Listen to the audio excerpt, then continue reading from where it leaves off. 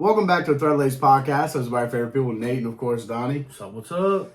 We're back. NBA Finals are in a couple days, maybe in one day when you are seeing this, depending on when you're watching. But we got one heck of a Finals ahead. The young Spurs upsetting the reigning champs, OKC Thunder, versus the New York Knicks, who have won 8 or 10 straight now. Oh, no. Wait a minute. They swept? They did not sweep round one. They went 4-2. No. I'm talking about the rest. Yes. Swept the rest. They won the last 2 to win that first series. 10 in a row. Haven't lost since. Haven't lost since. So that is 4, 8, 10. 10. Is that right? Yes. The 10 in a row Knicks. 4, 8. Yeah. They've won 10 straight. And then they won what? I'm not for sure 100%. I should have checked it, but I know like 6 or 7 of them by double digits of them 10 wins. Yeah, they have the highest point differential of any team in NBA history when it comes to playoff wins. Yeah, and what happens when that happens? They've won the championship. Anybody with the highest point differential has won a championship. Yeah. The last 10 teams that do it have won, but in those top 12 teams, one of them is the 2026 Spurs. But number 1 is the Knicks, this year's Knicks. Number 11 or something is the Spurs. So, I mean, history repeats itself. Obviously, one of these teams is going to win. But one of these teams will not. And they will go down as the first team in the top 12, most highest point differential in a playoff series to not win a championship. It's been, the NBA playoffs have delivered. We are in good hands as NBA fans. I mean, these new stars are coming. But, in this series, you got the Knicks, who are older, a little bit more veterans. They've been playing together longer.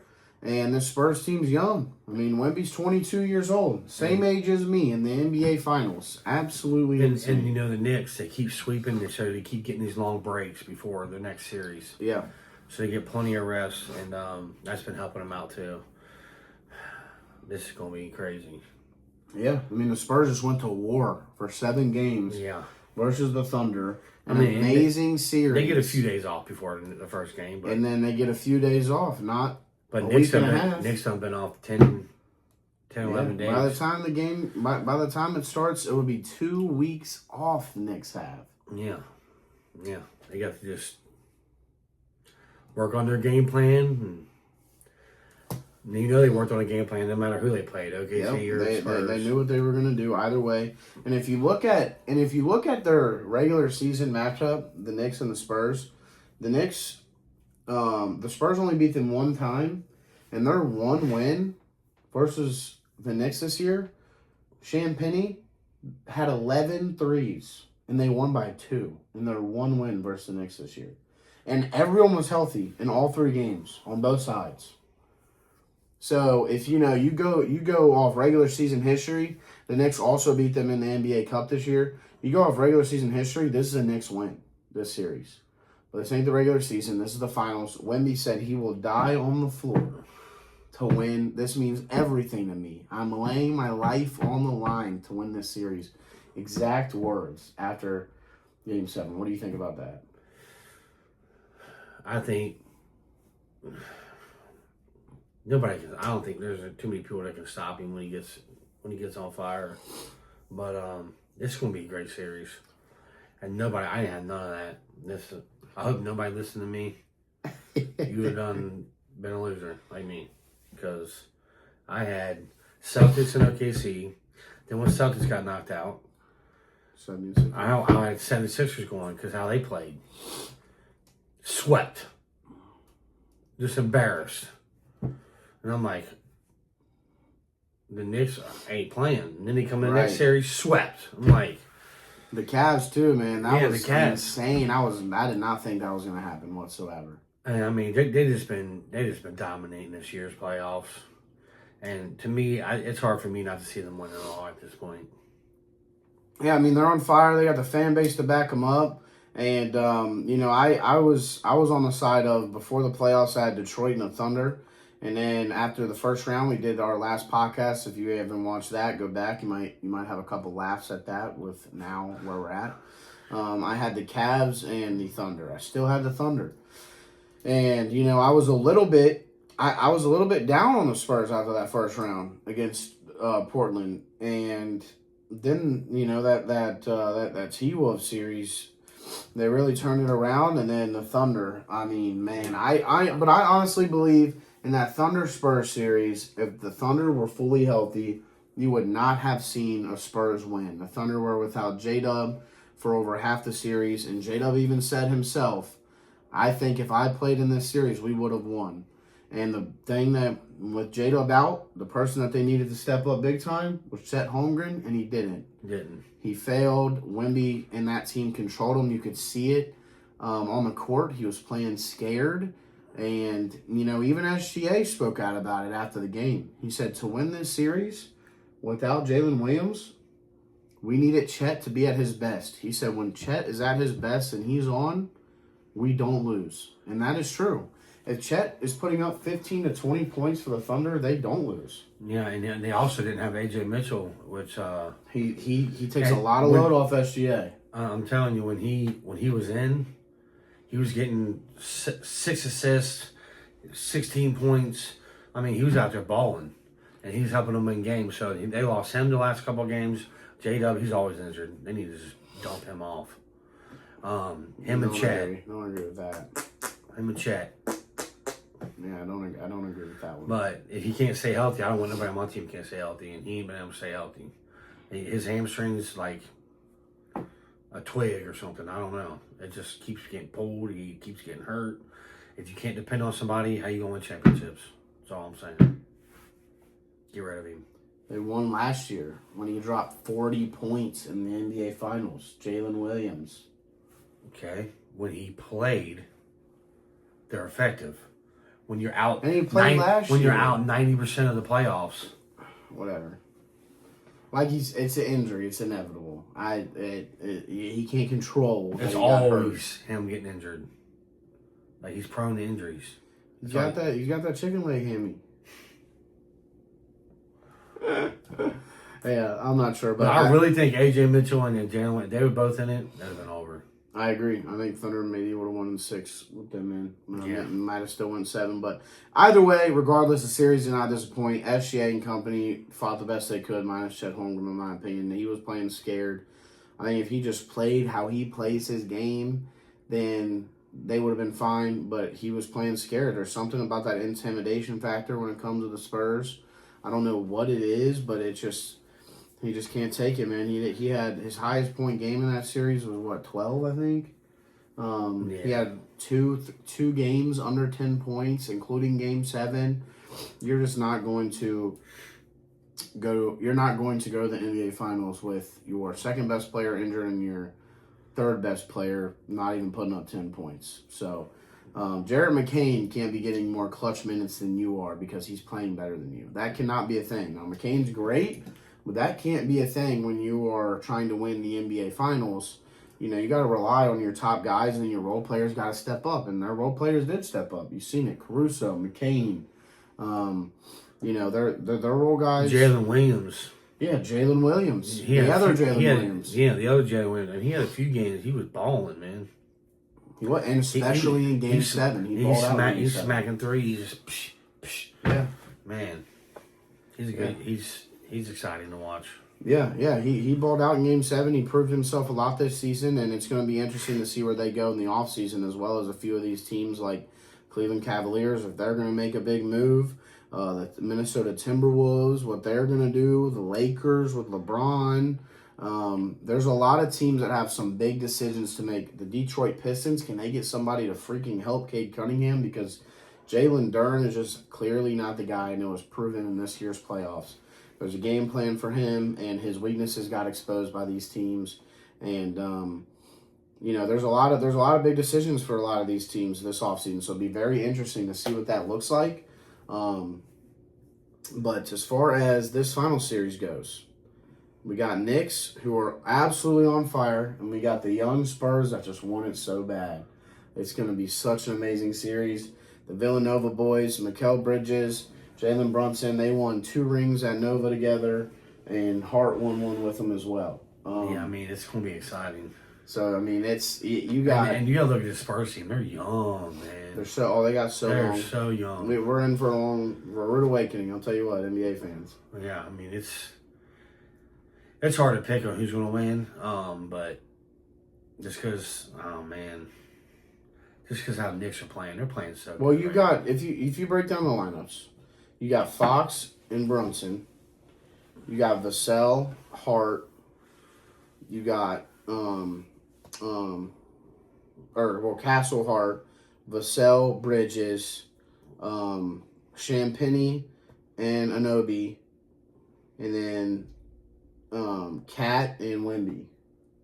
Which they're not going to match up like that. I believe you'll probably have the OG guarding Wemby, Josh Hart probably guarding Castle or whatever that looks like. I think the matchups will be different. If you look at previous matchups, OG, who is one of the best defensive players in the league. Yeah, he is. He guarded Wemby. He's strong, physical, great defender.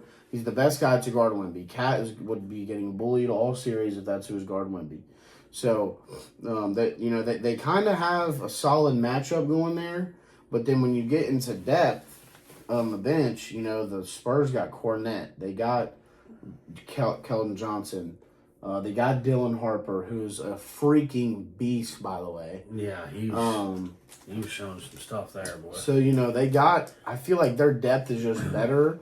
Coming off the Knicks bench is Mitchell Robinson and Jordan Clarkson, you know what I mean? So, I feel like depth-wise, it's the Spurs. But starting lineup-wise, I think I would take this year's Knicks only because of their experience together, their chemistry, and how well they're playing right now. So that's what makes this so tough for me. You got 2 great coaches, two coaches that have done a phenomenal job. So you don't, that's that side of it. But one thing the Spurs do have is Greg Popovich is not even on payroll coaching the Spurs because he just loves the Spurs that much. Yeah. So that's where I struggle with this series. I keep going back and forth. I was a whoever wins, Spurs or Thunder, they're winning the finals. That's what I said. That's what I believed. And then just the Knicks have been surprising me so much. It's been so long. It's been so long since we've seen an East team win the finals. It's since the Celtics in, what was that, 22? Or something like that. Yeah, so it's been, this will be 4 years without the East winning the finals. And Celtics were the first team since LeBron in 2016. Only one, and out of the last 10 years, only one team in the East has won the finals. So, that's another thing I struggle with. Like, man, are they really, is it going to be another West team? It's tough looking at this series, and it's making me go back and forth. Spurs have home court advantage as well. Yeah, it's no.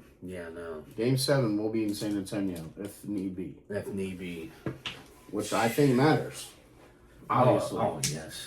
But also, this is the type of series where this is the type of fan base you go against, the Knicks, that, Game 7 in San Antonio, but I guarantee almost half that stadium is going to be New York Knicks fans.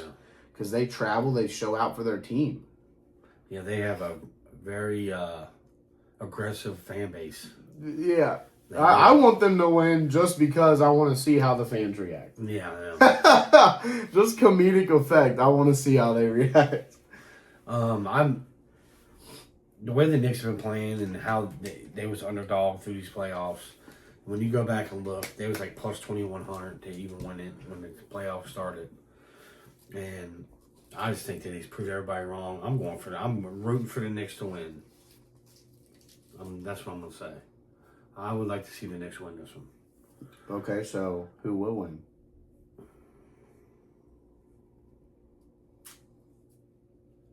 I'm giving it to the Knicks. I'm going with the stats. I'm going with history. When teams get, every time they've had rest, they come in completely rested. They're scoring like crazy. They're playing like crazy together. I'm giving it to the Knicks. But I do think it is going to take all 7 games. Even if it goes to Spurs in Game 7. I don't care. I'm going to give it to the Knicks. So since I've been so shitty in the playoffs, you might as well go Spurs. Go complete opposite of what I say. Well, I'm not going to lie. I'm also in the boat of I'm going to be rooting for the Knicks just because I would love to see the underdog story. But I personally don't care who wins because I also would love to see Wemby win his first ring. I mean, that would be cool too. That'd be super cool. And be 22 years old. Yeah, I'm not going to be upset on who wins anyway because that ain't my team. My team ain't in it. So yeah. Only 22 years old. This kid's definitely the face of the NBA in the coming years. No doubt about that, especially with his core he has. You know, Stephon Castle and Dylan Harper and, you know, these guys are, I mean, they're his guys. Yeah, I mean, that's such a young team that's going to be. Such young, oh my gosh. They're going to be so good. Filthy. Yeah, they're going to be so good. Just the heart that they play with, I can't go against them. I think that their depth in the later games in the series will outrun the Knicks. And I think that they just want it.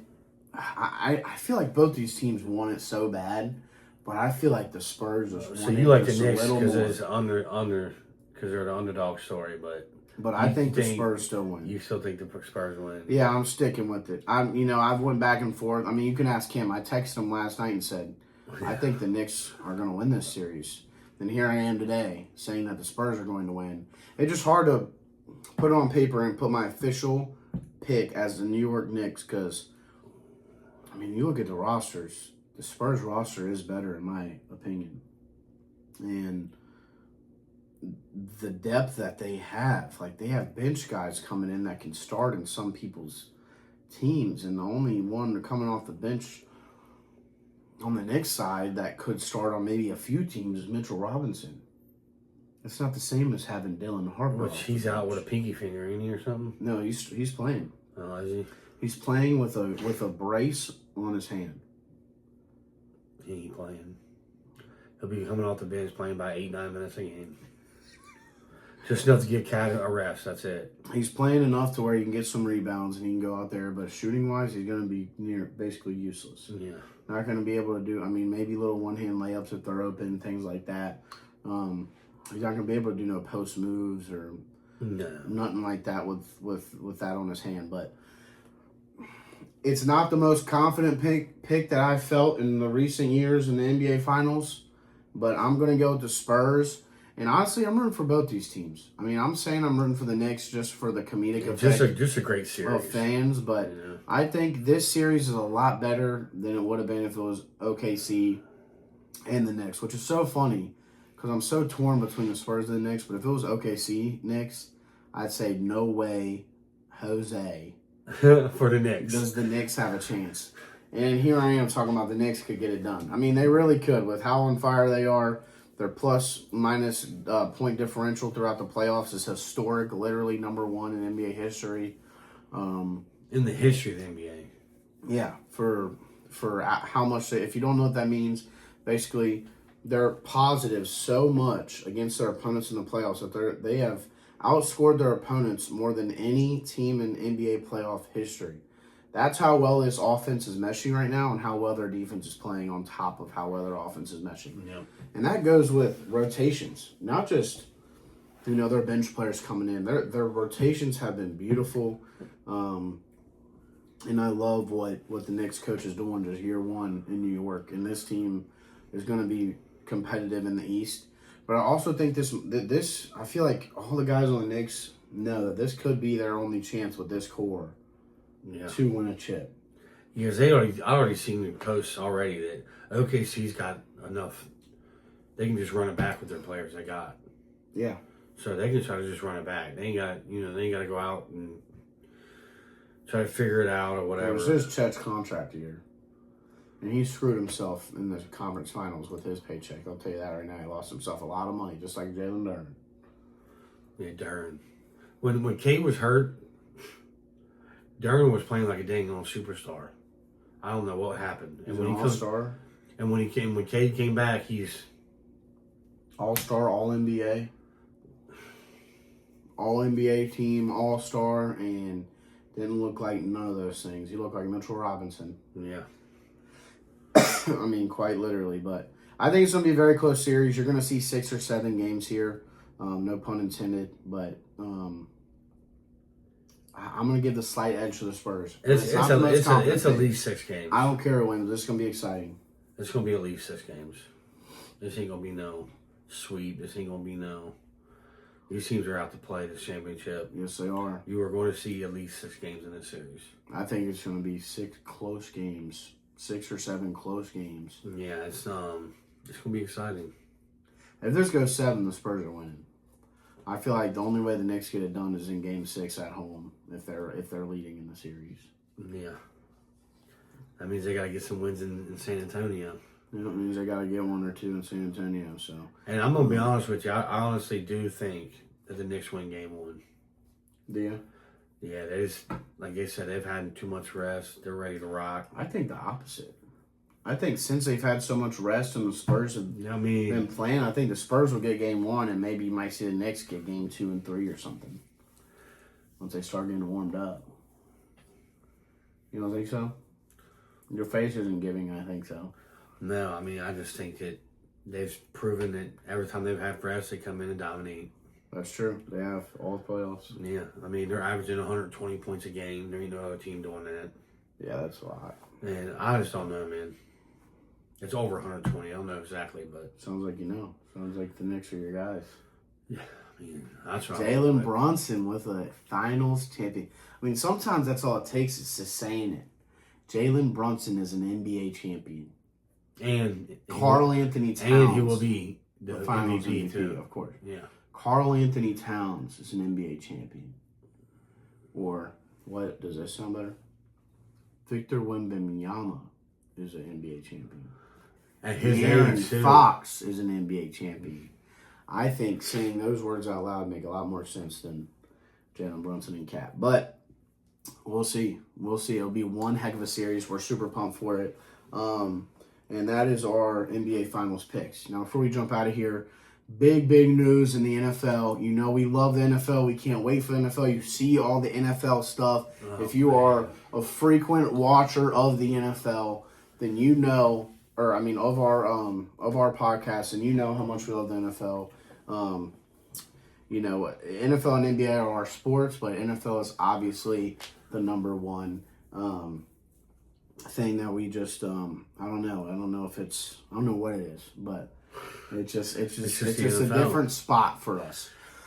And I know a lot of you are Bengals fans, and it doesn't matter if you're a Bengals fan or not watching this because this is crazy news. In my opinion, the craziest trade in NFL history. I don't know of one. I was even looking it up. Like, am I missing something? Like maybe a D-Hop trade in 2020, maybe A.J. Brown's original trade in 2022. Is there really any crazier trade like this in NFL history? And I literally, with my research, couldn't find one that I felt was more crazy than this. Myles Garrett joins the Los Angeles Rams. They are favorites to win the Super Bowl before getting Myles Garrett. Now, after, they're favorites before getting Myles Garrett. What are they after? I don't know, but they just landed him, so. They just landed him. So Los Angeles Rams. You'll probably have to wait a couple days to see the change, but I didn't know exactly what the odds were before. I didn't know it. No, I'm not sure. I mean, we could look that up, but I mean, it's going to change. It's crazy. It's going to change. It's crazy. You got Myles Garrett to the Rams, and then the Cleveland Browns get Jarrett Verse, which is just crazy too. A 23-year-old. Top 10 at his position. Some have him higher. Edge rusher in football. Gets traded for best defensive player in the last 10, 15 years. Yeah. You can maybe make an argument for Aaron Donald, but I think I'd rather have Myles Garrett than Aaron Donald at their primes, personally. Yeah, Myles Garrett's something else. He's something else. Sack record holder. Cleveland. Multi-depoy. Cleveland just got worse. Sorry, guys. Well, the thing about Cleveland, I think this is a win-win trade. Because Cleveland gets a guy who's 8 years younger in the top 10 at the same position. Yeah. Who could end up being the number one in his position. He's that good. And then they get a first-round pick for next year and more draft compensation that hasn't yet been released, but eventually it will be here soon, probably in a few days. And, you know, they got a lot of young guys. Harold Fannin, Spencer Fano, all the young receivers. Their defense, Carl Schwerzer, I can't pronounce the last name.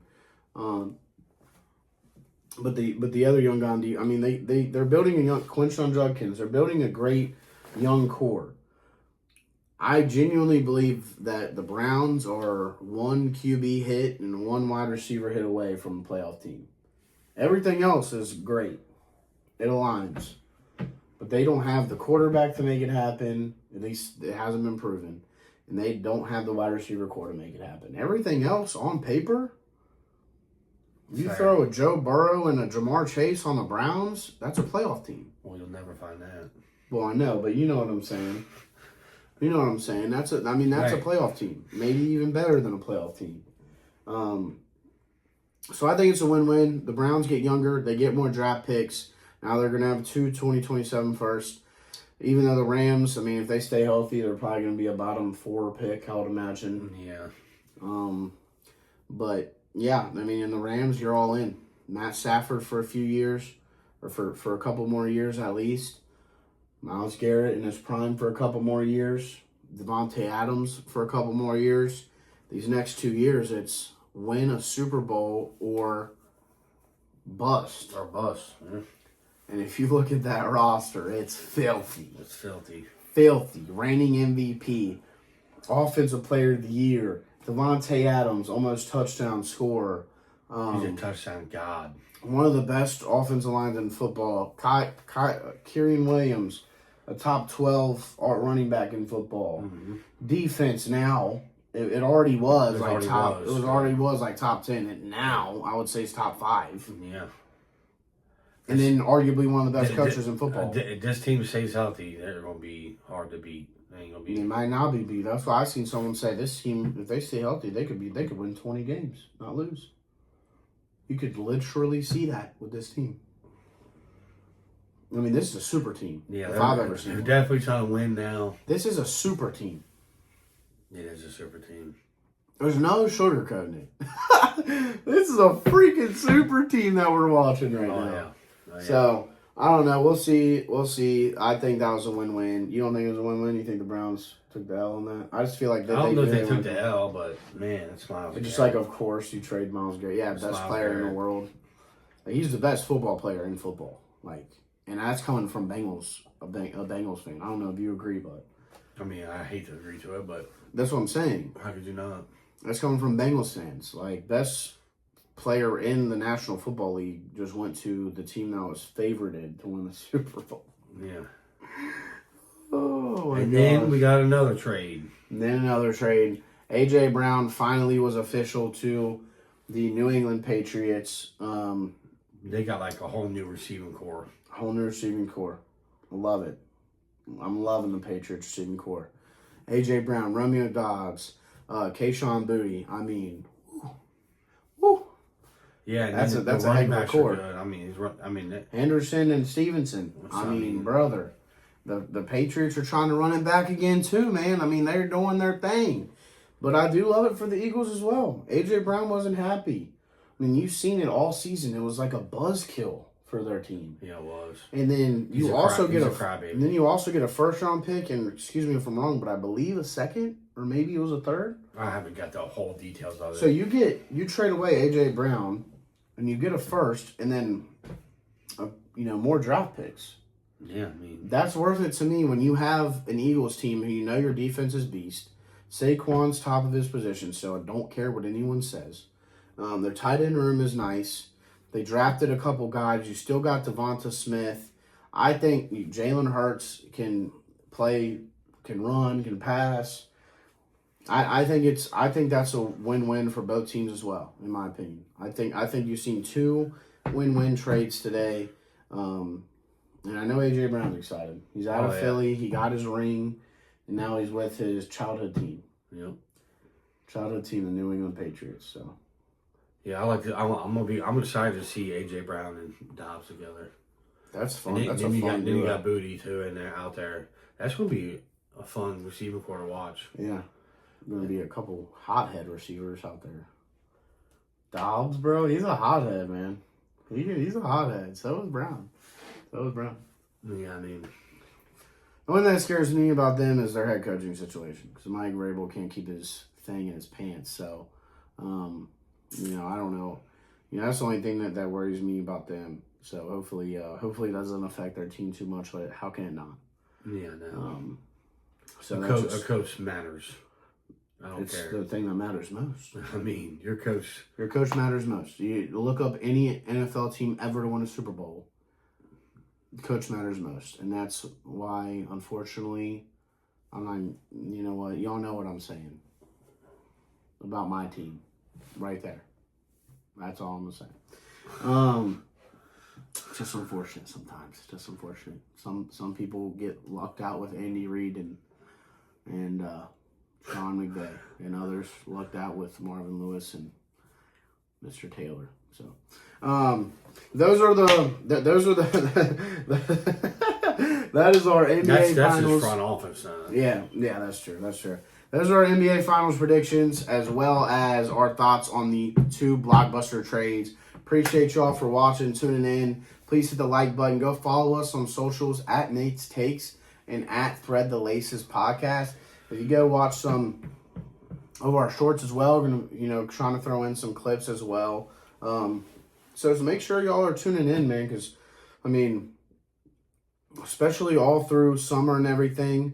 We're looking at. I'm gonna be posting a lot more on my personal pages, and we're gonna be here every week leading into the NFL season. Hopefully, having double the amount of the people watching. I appreciate all you watching. Hopefully, having at least double watching heading into the NFL season, because that's when it gets crazy over here between us two. So we got guests on the way.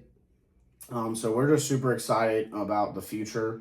And, as you see, we're in the new setup. Things are going to continue to get better. Microphones, light system, all that stuff's going to just continue getting better. So just bear with us. Appreciate y'all for hanging with us. Hit the subscribe button. Hit the like button. Share it with your friends. Follow us on all socials at Thread the Laces, at Nate's Takes. And comment who y'all got winning the NBA Finals. And comment your guys' thoughts on the NFL trades. Who won, who lost, is it a win-win? Let me know what y'all think, man. We love seeing your comments. So please comment and let us know. And with that being said, as always, Hoo-day!